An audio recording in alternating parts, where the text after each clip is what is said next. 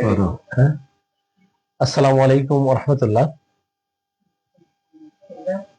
আমরা আজকে এমন একটি জটিল কেস নিয়ে ডিসকাস করতে চাই। মেন্টাল ডিসঅর্ডারে উনি সাফার করতেছিলেন। আমরা একজন বয়স্ক নারীর হিস্ট্রি বলতে চাই। ওনার বয়স 70+। উনি মানসিক বিভিন্ন ধরনের সমস্যায় সাফার করতেছিলেন।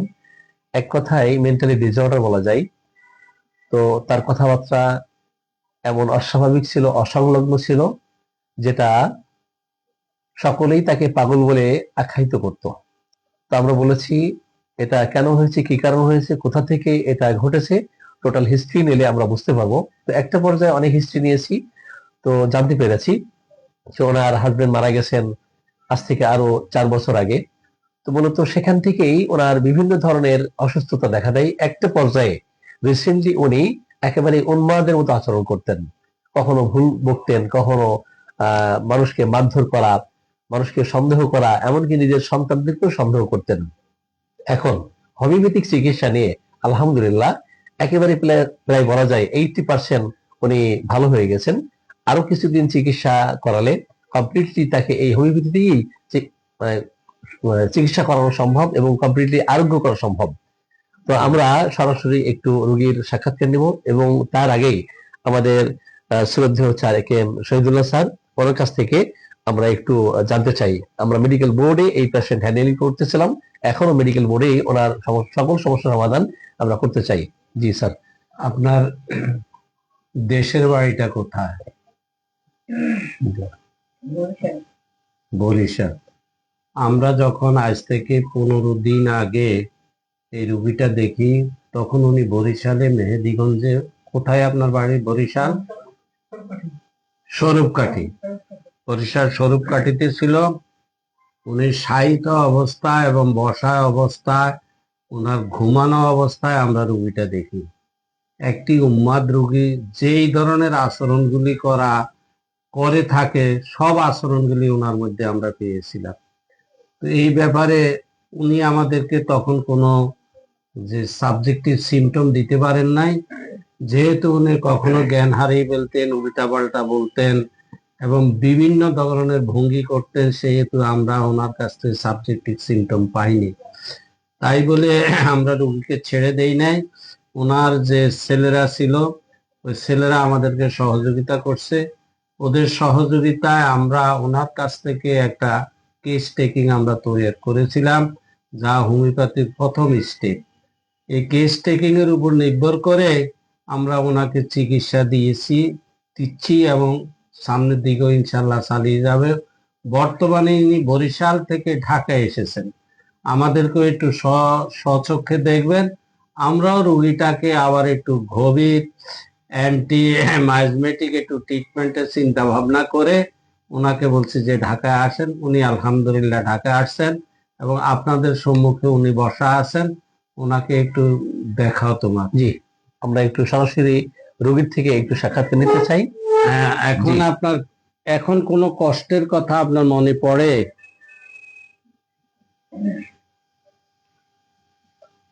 জি, আসসালামু আলাইকুম। আপনি কেমন আছেন এখন? জি, আপনার এখন কোনো কষ্ট আছে কিনা? এখন কষ্ট নাই, আলহামদুলিল্লাহ আগের থেকে অনেক ভালো আছেন। তো আগে তো আসলে কি অবস্থায় ছিলেন এটা তো বলতে পারেন না, কারণ তখন তো অচৈতন্য অবস্থা ছিল, জ্ঞান হারা ছিলেন। তো সেন্স ছিল না, আমাদের ওষুধ খাওয়াতে এখন সেন্স উনি ফিরে পেয়েছেন। আপনার নাম কি? আমরা একটু সরাসরি ওনার যে আসলে চেতনাবোধ তৈরি হয়েছে কিনা একটু সেটা জানতে চাই। যে আপনার নাম কি এখন বলেন। সরি, দিলরুবা ইয়াসমিন। জি, আপনার বাড়ি কোথায়?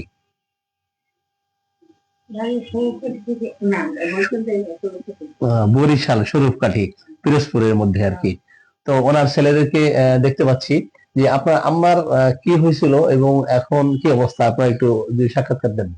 জি, আমার আম্মার অবস্থা আরো 2 সপ্তাহ আগে মানে এমন অবস্থা হয়েছে যে উনি একদম বিছানায় শোয়া ছিলেন এবং কোনো জ্ঞান ছিল না, সেন্স ছিল না, আমাদের কাউকে চিনতে পারে নাই। এবং এখন ওনার জ্ঞান আসছে আল্লাহর রহমতে। তো খাওয়া দাওয়া 3-4 দিন পর্যন্ত কোনো খাই নাই, রাত্রে সারা রাত্র ঘুমায় নাই।